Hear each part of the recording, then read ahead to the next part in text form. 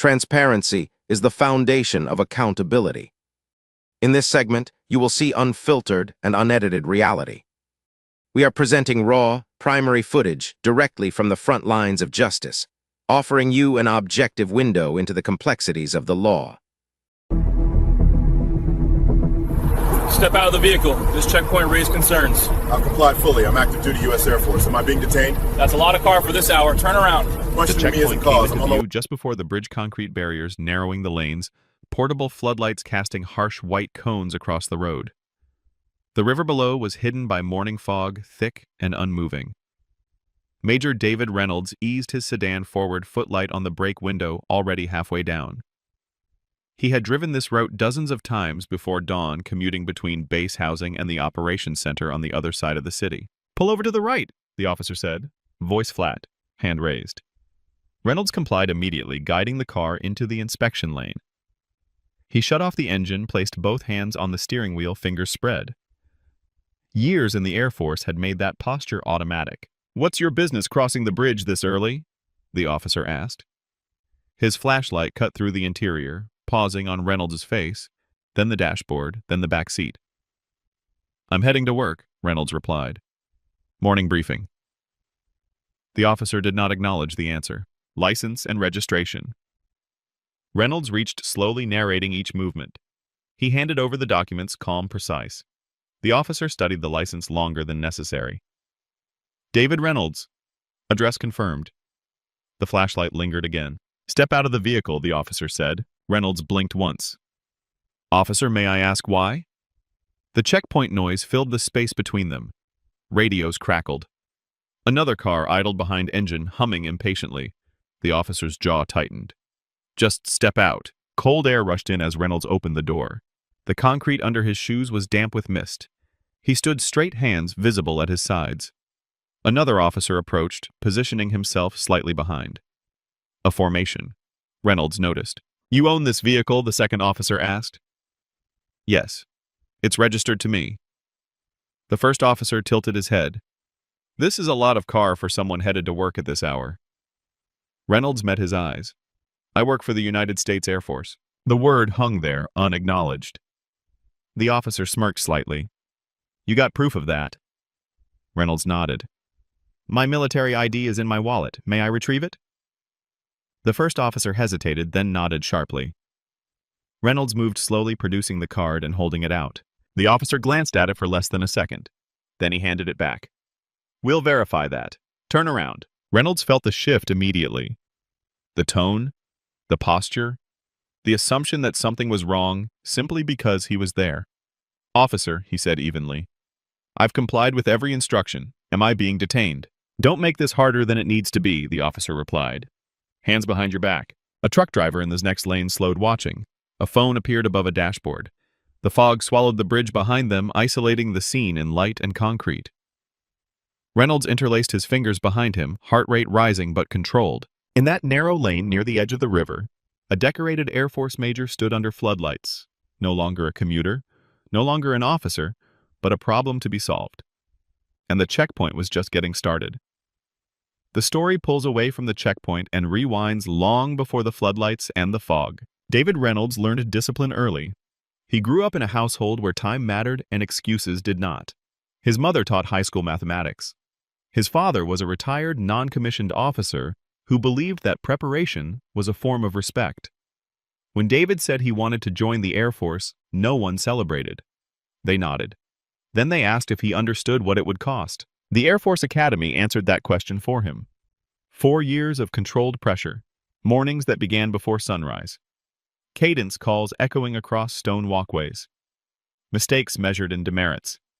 Success measured in silence. Reynolds learned how to lead without raising his voice. How to absorb stress without showing it, how to operate when clarity was scarce and consequences were permanent. After commissioning, he specialized in logistics and operations, planning a field where errors were invisible until they weren't. He coordinated aircraft movements across multiple theaters. He managed supply chains that fed entire squadrons. He spent months deployed, sleeping in temporary housing video, calling home at odd hours when bandwidth allowed. Promotions came slowly, earned through consistency rather than charisma. By the time he made Major, Reynolds had overseen missions that never made headlines but kept others alive. Humanitarian airlifts after storms. Emergency redeployments during escalations no one would ever publicly acknowledge. His clearance level required silence. His evaluations spoke in careful language about judgment and reliability. Words that meant trust. The sedan he drove that morning was not a symbol of status. It was a practical purchase made after years of shared vehicles and deferred upgrades. Reliable. Quiet. Unremarkable to anyone who saw a person instead of an assumption. On the other side of the equation were officers Mark Ellis and Trevor Hale, assigned to the bridge checkpoint on rotating duty. The post was considered dull. Long hours. Repetitive inspections. Supervisors cared more about speed than nuance. Keep traffic moving. Show presence. Don't miss anything that could look bad later. Ellis had been on this force 9 years. Hale barely 3. Both had learned the same lesson early. When you hesitate, you get questioned. When you act decisively, even if you're wrong, paperwork protects you. Complaints came and went. None had stuck. The environment rewarded confidence more than accuracy. The bridge itself had a history. It had been labeled sensitive infrastructure years earlier, a designation that justified expanded discretion without clearly defined limits. Officers were told to trust instincts, especially during early morning hours. Anything unusual was worth attention. Anything that didn't fit the mental picture deserved a second look. That morning, Reynolds did not fit the picture. A black man, alone in a well-maintained vehicle before sunrise, triggered a quiet narrative neither officer articulated out loud. The story formed without words. Questions that sounded like procedure but were rooted in familiarity with suspicion, not threat assessment. Neither officer knew Reynolds' record. They did not know how many briefings he had led, how many junior officers he had mentored, how many decisions he had made that balanced risk against human lives. They did not see a major. They saw an interruption in routine. That contrast mattered more than any badge in a wallet, because what followed at the checkpoint was not the result of one bad moment. It was the collision of preparation and presumption, of a system that taught one man to justify every action and another that had never required him to. And when those two worldviews met under floodlights by a river, the imbalance was already built in. Traffic thickened behind the checkpoint as the interaction stretched on. Engines idled. A horn sounded once, then stopped. The fog began to lift, revealing the slow curve of the bridge and the line of vehicles trapped in place. Major David Reynolds stood where he had been positioned, hands behind his back, posture, straight eyes forward. Officer Ellis spoke again, voice louder now. "Where exactly do you work?" Reynolds answered the same way he had been trained to answer questions under review. "United States Air Force, Operations Command, Downtown Facility." Ellis nodded as if listening, then immediately asked the same question differently. "What do you do there?" Reynolds understood the tactic. Circular questioning designed to provoke inconsistency. "I oversee logistics planning," he said. "I'm due at a briefing in 20 minutes. You can verify my assignment through my ID." Officer Hale stepped closer, scanning Reynolds from the side. "That ID could be fake," he said. Reynolds turned his head slightly. "You are free to verify it." Ellis waved him off. "We'll decide that." A car door slammed somewhere behind them. A woman stepped out of a compact sedan, phone raised chest high, recording silently. Another driver leaned halfway out of his truck window, watching. The checkpoint was no longer contained. It was observed. Ellis noticed. His shoulders stiffened. His voice sharpened. "Why are you so calm?" he asked. "Most people get nervous when they're stopped here." Reynolds answered without hesitation. "I've been trained to remain calm under pressure." That answer landed wrong. Hale exchanged a glance with Ellis. Calm became suspicious. Confidence became defiance. Ellis took a step closer, lowering his voice. "You think military rules apply out here?" "No," Reynolds said. "I think the Constitution applies everywhere." Hale exhaled through his nose. He moved behind Reynolds close enough that Reynolds could feel breath near his ear. Ellis began pacing in front of him, speaking for the benefit of the growing audience. "We have sensitive infrastructure here. We can detain anyone who raises concerns." Reynolds looked straight ahead. "Then please articulate the concern." Ellis stopped pacing. His eyes flicked to the phones, then back to Reynolds. "You are the concern right now." That sentence changed everything. A man in the stopped traffic spoke up. "He showed you his military ID. Just let him go. Ellis turned sharply. This doesn't involve you. Step back. The man raised his hands and stepped away but kept recording. Reynolds felt the tension climb. This was no longer about verification. It was about control in front of witnesses. He spoke carefully. Officers, I am not resisting. I am not attempting to leave. I am requesting clarification of my detention. Ellis made a decision. He reached for Reynolds' wrists. Turn around fully, he said. Reynolds complied. Cold metal closed around his wrists tighter this time. The sound of the cuffs was sharp, unmistakable. A murmur rippled through the crowd. Why are you handcuffing him? Someone asked. Hale answered without looking up. For officer safety. Reynolds felt the familiar discipline take over. Breathe. Observe. Remember. He cataloged faces, badge numbers, positions, cameras. The checkpoint lights reflected off the concrete barrier and the river beyond, turning the moment into something stark and permanent. Ellis addressed the bystanders. This subject is being detained for further investigation. Move along. No one moved. Phones stayed up. Engines stayed off. The checkpoint meant to control flow had stalled under the weight of its own escalation. And in that stalled space, with cameras rolling and authority doubling down the crowd, understood something before the officers did. This was no longer routine. It was evidence. The injustice reached its peak with methodical certainty, not chaos. Ellis tightened his grip and guided Reynolds toward the concrete barrier at the edge of the checkpoint. Not violently. Deliberately. Hale stayed close, one hand hovering near his weapon eyes, scanning the crowd instead of the man in cuffs. Reynolds' shoes scraped against the pavement as he was positioned facing the barrier, wrists pinned behind him, floodlights glaring down from above. Get on your knees, Ellis said. Reynolds paused for half a second, then complied. His knee touched the cold concrete. Moisture from the fog soaked through the fabric of his pants. The river below the bridge moved silently, unseen but close.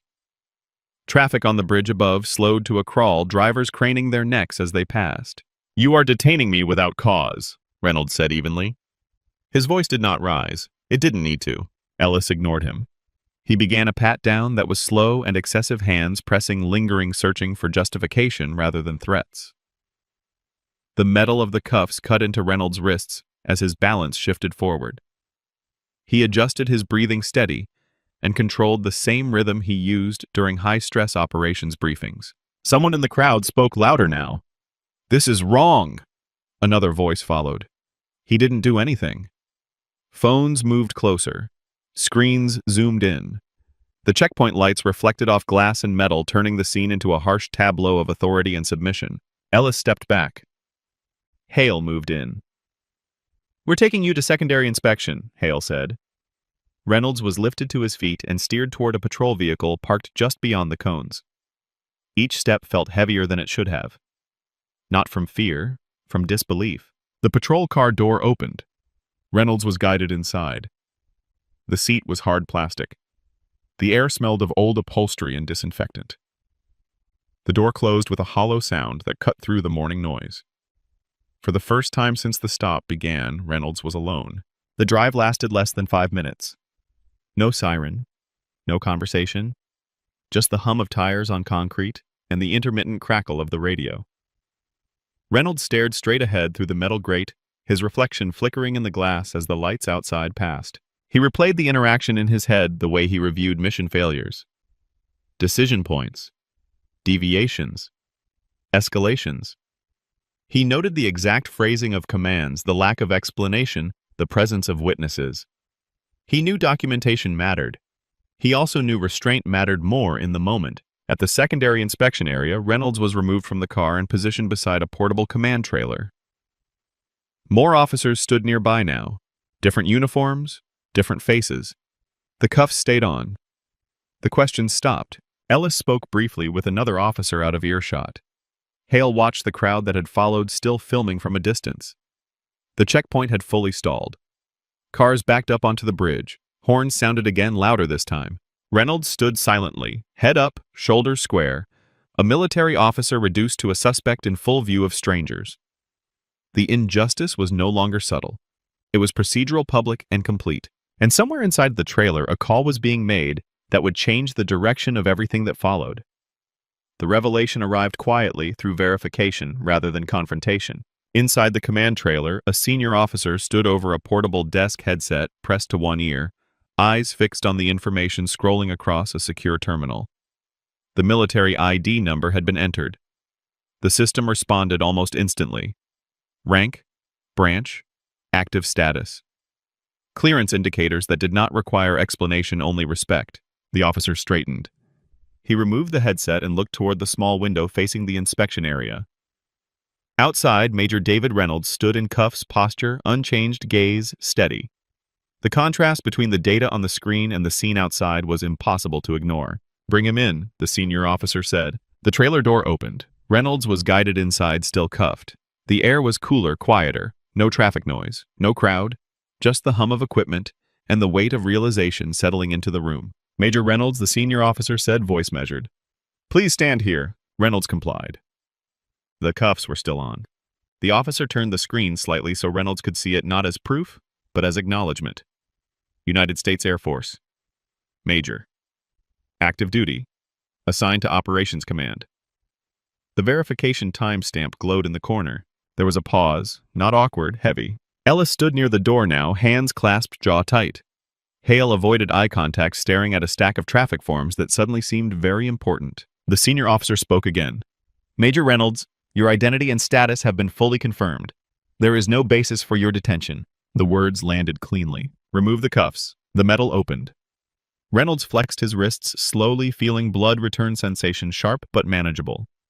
He rolled his shoulders once, as if resetting his frame. He said nothing. Outside the trailer, the crowd saw the change immediately. Phones adjusted. Whispers spread. The narrative shifted without a single raised voice. The senior officer turned to Ellis. "Explain the probable cause for this detention." Ellis opened his mouth, closed it. He glanced at Hale, then back at the floor. "The vehicle raised concerns," he said. "The subject was uncooperative." "Uncooperative, how?" the senior officer asked. He questioned the stop. The senior officer nodded once. "Questioning a stop is not grounds for detention, and a bridge checkpoint does not suspend constitutional standards." Ellis swallowed. The confidence he had carried at the checkpoint drained from his posture. What remained was exposure. "Major Reynolds," the senior officer said, facing him again. "On behalf of this department, I apologize for the treatment you received. You are free to go." Reynolds met his eyes. "Thank you," he said evenly. "I will require copies of all reports, all body camera footage, and the names and badge numbers of every officer involved." "You'll have them," the senior officer replied. "Today." As Reynolds stepped back outside, uncuffed cameras lifted higher. Someone called out, "That's an Air Force major." Another voice followed. They had him on his knees. Ellis stood near the trailer entrance, motionless, staring at the ground. Hale shifted his weight, suddenly aware of every camera angle, every second recorded. Reynolds walked past them without a word, reclaiming his ID, straightening his jacket, composure intact. But the damage was already done. Not to him, to them, because the moment his rank was verified, the story inverted. What had been framed as suspicion became misconduct. What had been authority became liability. And every second of it had been captured from multiple angles. At that checkpoint near the bridge, the truth had surfaced not through force but through confirmation, and nothing that followed would be controllable anymore. The crusade for justice began before the checkpoint fully cleared. By the time traffic resumed, the videos were already moving. Short clips, at first shaky and cropped, then longer versions stitched together by strangers who understood sequencing better than spin. A man on his knees by a concrete barrier, hands cuffed behind his back. A military ID briefly visible before being dismissed. Voices asking why. Voices ordering silence. By midday, the story had a name. Black Air Force Major detained at Bridge Checkpoint. By evening, it had context. Major David Reynolds returned to duty the same morning. He arrived late to the briefing, wrists still marked faintly red, uniform pressed posture unchanged. He did not explain himself. He did not need to. Someone else already had. Within 48 hours, the Air Force issued a formal statement confirming Reynolds' rank assignment and active duty status. It stopped short of commentary, but the implication was unmistakable. One of their officers had been publicly humiliated while lawfully commuting to work. Civil rights attorneys reached out almost immediately. Not with outrage, but with structure. They had watched the footage. They had paused it. They had counted the seconds between commands and compliance. They had noted the absence of probable cause and the presence of witnesses. The complaint was filed in federal court 2 weeks later. It named officers Mark Ellis and Trevor Hale. It named their supervising sergeant. It named the department. The claims were precise: unlawful detention, excessive use of force, violation of Fourth Amendment rights, equal protection violations rooted in racial profiling, emotional distress, damage to reputation, interference with military duty. The damages sought were not symbolic, they were substantial. Public reaction followed a familiar arc, fast and unforgiving. The footage crossed 10 million views in 3 days. Veterans groups shared it with commentary stripped of emotion and heavy with disappointment. Current service members posted their own stories. Uniforms didn't protect them either. Rank didn't matter until it did. Internal Affairs opened an investigation under pressure that could not be ignored. Body camera footage from the checkpoint was pulled in full. Stop data from the past 2 years was reviewed. Patterns emerged quickly. Vehicles stopped. Drivers detained. Explanations that sounded procedural but tracked too neatly along racial lines. Ellis was placed on administrative leave. Then Hale.